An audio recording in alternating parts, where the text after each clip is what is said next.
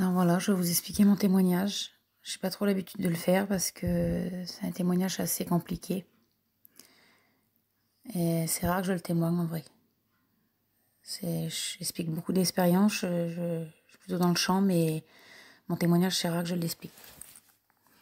Je vais vous l'expliquer parce qu'il y a une sœur qui me l'a demandé, puis il faut dire qu'est-ce que Dieu fait dans nos vies. Alors voilà, j'ai pas été élevée dans un foyer chrétien. Mes parents, ils sont athées, ils croient en rien du tout. Et moi, j'ai toujours été élevée comme ça, mais j'avais pas de religion particulière. Et puis, je savais qu'il y avait un Dieu qui existait, qui avait fait le ciel, la terre, tout ce qu'il y a. Mais je savais pas qu'il y avait un Dieu qui était vivant. Et puis, je me suis mariée à l'âge de 17 ans. J'ai eu une belle enfance, j'ai eu une belle jeunesse. J'ai jamais souffert, j'ai jamais manqué de rien. Et puis, à l'âge de 17 ans, je me suis mariée avec mon compagnon. Il avait 21 ans. Et au bout d'un an, tout s'est bien passé. On avait un bon petit foyer. Et au bout d'un an, j'ai mon compagnon qui a commencé à tomber dans les choses qu'il fallait pas. Alors c'était pas la drogue, c'était pas l'alcool, c'était pas le pétard, c'était pas toutes ces choses-là. J'aurais peut-être préféré, j'aurais peut-être moins souffert. Et il a commencé à tomber dans l'athéisme et dans le néo-nazi. Dans le racisme et dans tout ce qui va avec. Et donc, ça a commencé par un DVD. Et un soir, comme ça, il a monté dans mon camping, puis il a regardé une émission sur Éclair. Et comme il a regardé l'émission, là, il a commencé à bien aimer. Et vu qu'il était déjà bien raciste contre les Noirs, les Arabes, les Chinois. Et il a commencé à le nourrir. Ça a commencé à rentrer dans son cœur de plus en plus grave. Et de l'émission, là, ça a été un DVD, 2 DVD, 3, 4, 5. Et après, il a commencé à commander des DVD sur Internet. Donc ça a duré, l'histoire en tout, elle a duré 10 ans. Donc, comme il commandait des DVD, là, plus que c'était vilain et plus que c'était diabolique, plus qu'il aimait. Donc après, pour satisfaire ses besoins personnels, à lui, là, pour satisfaire son cœur, il a commencé à commander des DVD non censurés, qu'on n'avait pas le droit en France. Donc on n'avait pas de sous, parce qu'il n'allait pas travailler. On vivait avec les allocations. Je n'avais pas de petits, j'ai resté 5 ans sans petit.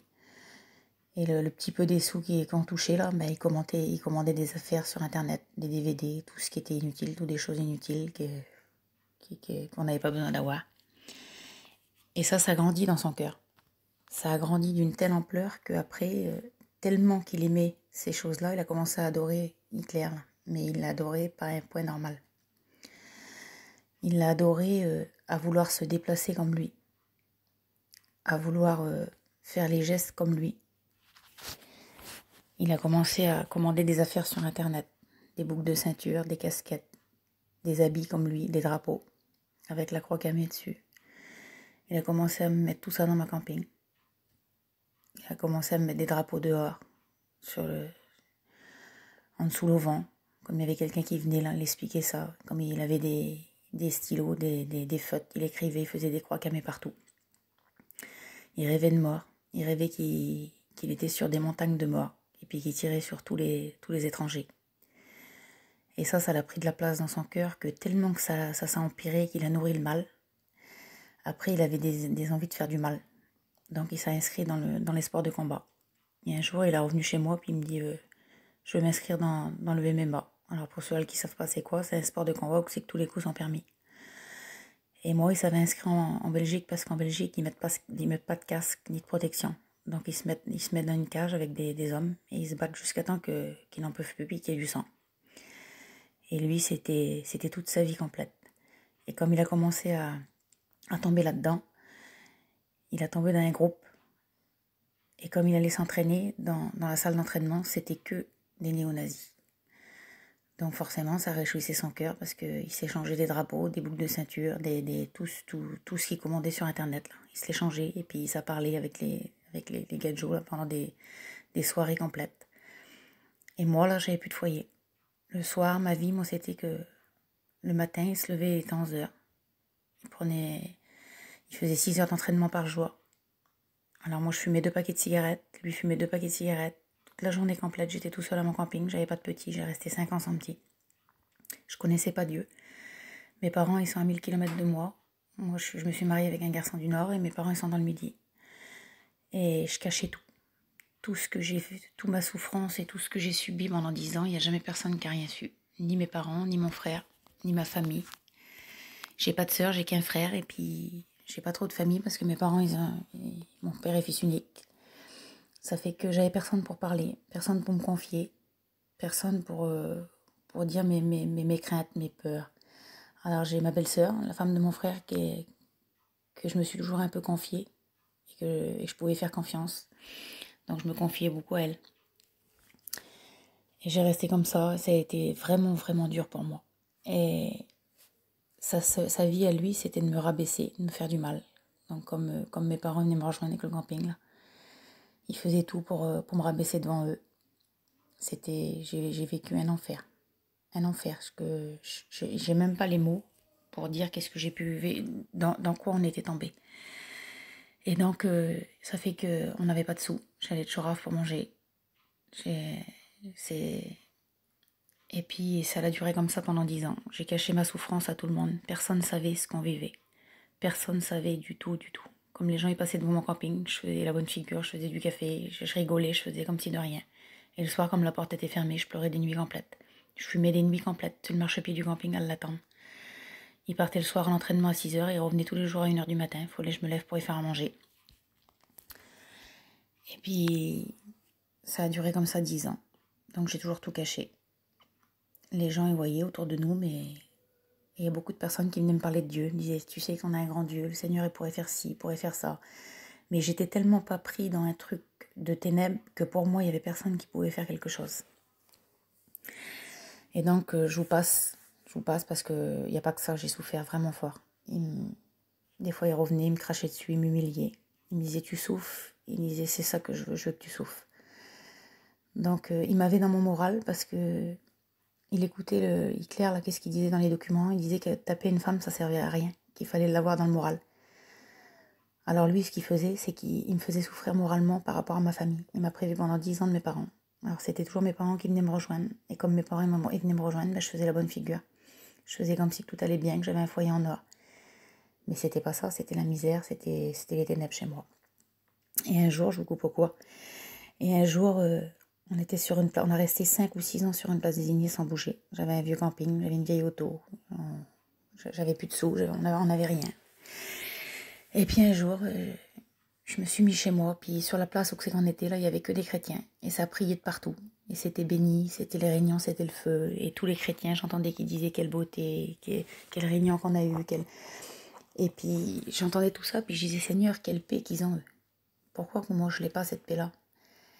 Et ça fait que j'ai dit, Seigneur, si vraiment c'est vrai que tu existes alors. Mais à ce moment-là, c'est parce que j'avais déjà demandé à Dieu plein de fois, mais c'était pas avec mon cœur.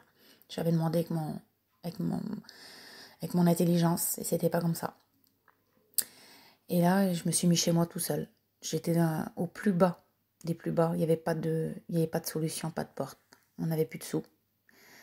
La CAF, il m'avait coupé mes sous depuis 3 mois. Le crédit du camping qui se prélevait plus. La maison de crédit qui nous avait appelé, qui voulait venir reprendre le camping. On n'avait plus un sou pour manger. Et là, j'avais mes 2 petits, là. Là, ça faisait déjà un petit moment, donc j'avais mes 2 petits. Et donc, je me suis mis chez moi. Et puis, j'ai tout seul dans mon camping. Le ciel, ça part ouvert. Je me suis mis sur ma banquette le soir. Lui était parti à l'entraînement, mes 2 petits étaient couchés.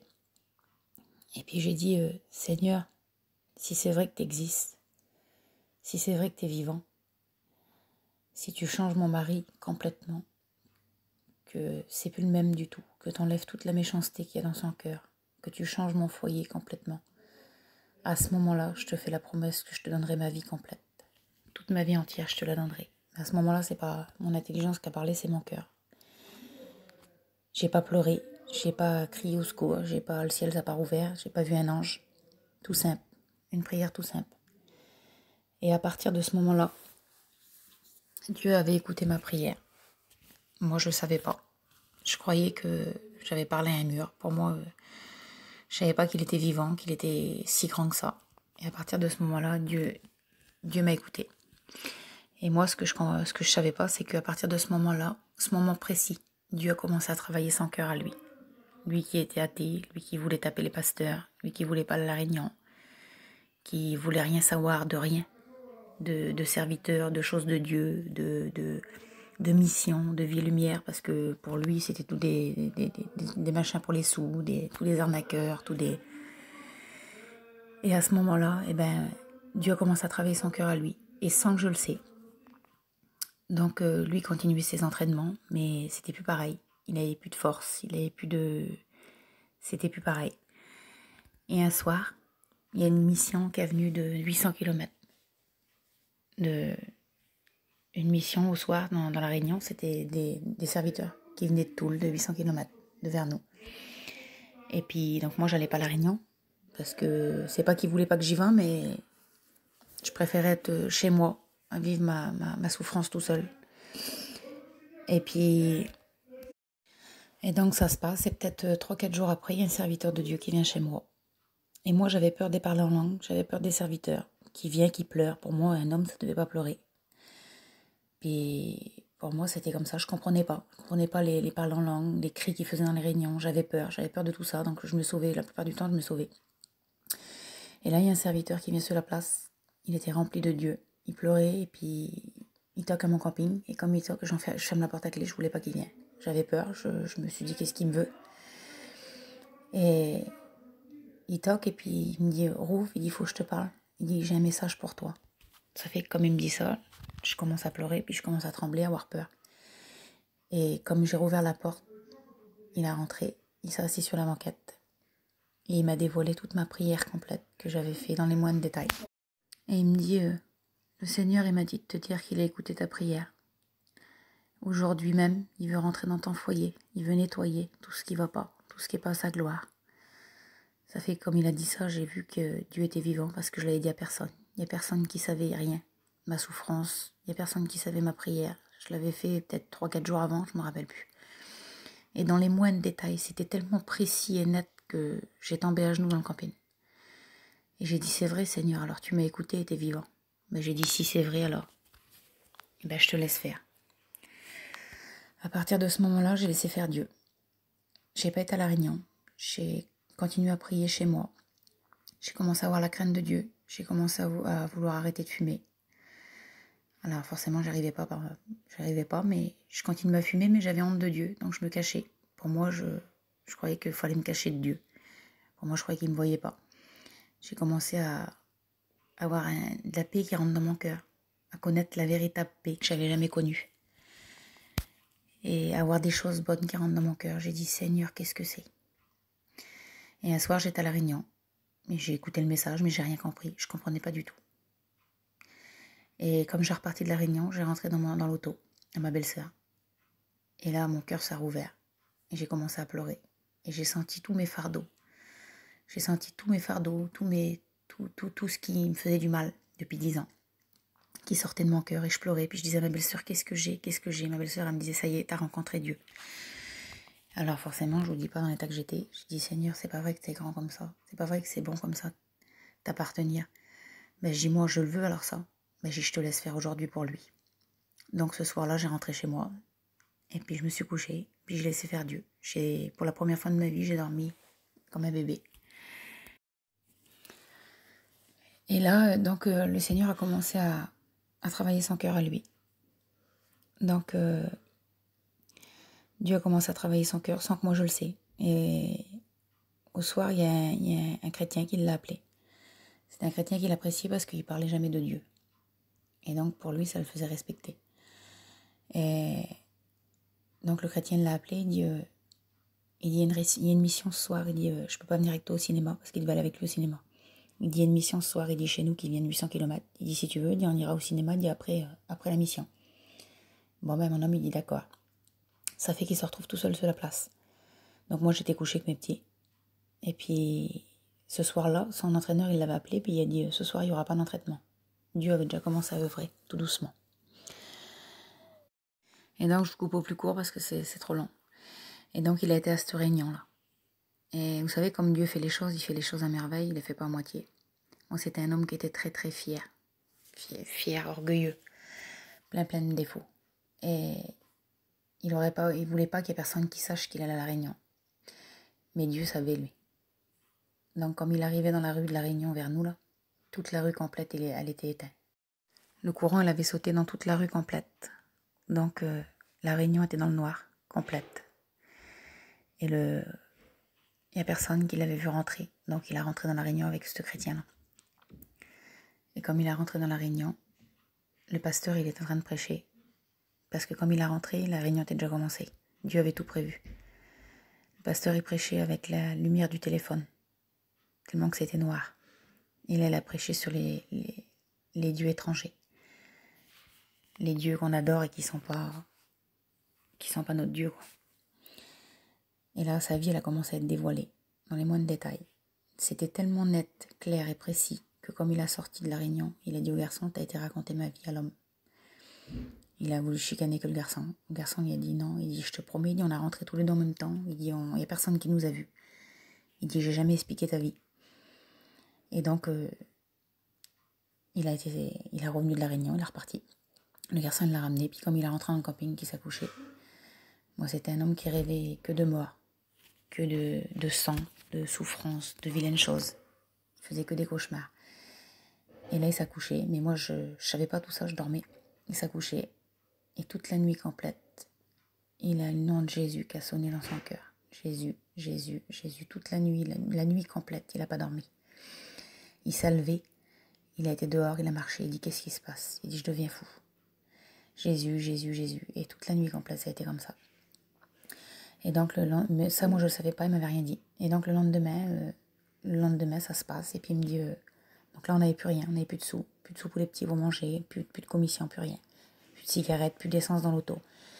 Lui, il me dit, monte dans l'auto, pour la première fois en je sais pas combien de temps, qu'il n'avait jamais été aux commissions avec moi. Il dit, monte dans l'auto, on va au magasin. Je dis, on va au magasin comment? J'en ai rien.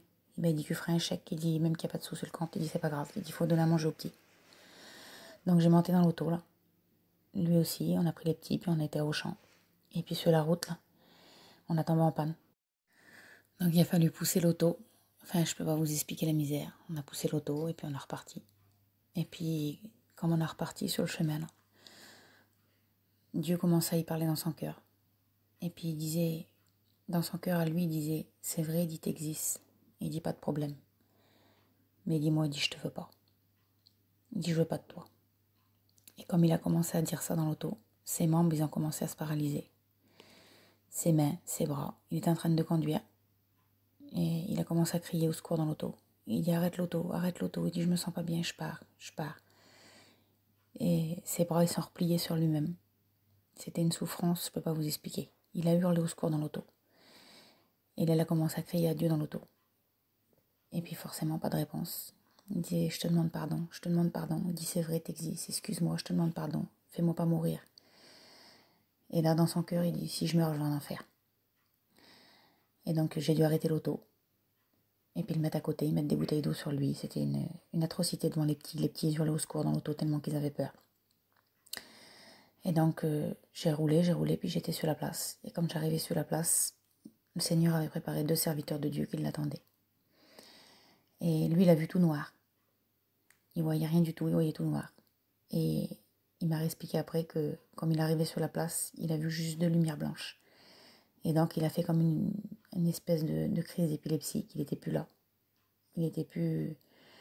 C'était une atrocité, tellement que c'était vilain à voir. Et les 2 serviteurs, ils sont venus le chercher, ils l'ont porté. Ils l'ont monté dans mon camping. Et ils ont prié pendant plus de 2 heures pour lui. Moi, j'étais dehors et je comprenais pas ce qui se passait. Je dis, ça y est, il va mourir. Son frère, il était avec lui. Il pleurait au secours dans le camping. Son frère, il est chrétien. Et puis, je dis, Seigneur, qu'est-ce qui se passe? Et au bout de 2 heures qu'ils ont prié, Jésus avait rentré dans mon foyer. Ils ont ouvert la porte, ils m'ont appelé. Et là, j'ai monté dans ma camping et j'ai plus reconnu du tout mon mari. C'était tellement grand et tellement inimaginable que comme j'ai rentré dans le camping, là, je le regardais puis je disais, c'est pas toi. Il pleurait au secours, il disait, je te demande pardon, ma femme, pour tout ce que je t'ai fait. Je te demande pardon pour toutes les souffrances, tout ce que je t'ai fait. Ils sont où mes petits? Ils sont beaux mes petits. Ils voyaient tout de beau, ils voyaient tout d'une merveille. Les écailles de ses yeux avaient tombé. À ce moment-là, il était délivré de toutes ces choses diaboliques. Il était délivré du mal, de plein de choses. L'ennemi était complètement dans mon camping. Ça faisait des années que ça durait. Et à ce moment-là, on a rencontré le Seigneur tous les deux. Une semaine après, on a été délivrés de la cigarette tous les deux en même temps. On a été délivrés de toutes choses, toutes mauvaises choses, toutes les choses de ce monde, tous les liens qu'on avait dans ce monde. Le Seigneur nous a délivrés de tout. Le Seigneur lui a donné des petits travails. Le Seigneur nous a bénis dans plein de choses. À partir de ce moment-là, Dieu m'a comblé dans mon foyer. Dieu nous a donné plein de cadeaux. Mes petits étaient tout petits. Mon petit, il avait 5 ans et ma petite 3 ans. Le Seigneur a donné des cadeaux. Il a donné le chant à ma petite, tout petite. Depuis qu'elle a 3 ans, elle chante pour le Seigneur. Le Seigneur a donné le don de jouer de la guitare. Le Seigneur m'a donné le chant. Il nous a baptisés du Saint-Esprit dans la même semaine. Il m'a donné le don de prophétie. On a eu plein de cadeaux. Et ça fait 7 ans. Je remercie Dieu de tout mon cœur parce que des ténèbres où c'est qui m'a sorti, il n'y a personne au monde qui aurait pu me sortir de là. C'est un peu long, je m'excuse les filles, mais je le témoigne jamais. C'est rare et j'étais poussée à le dire.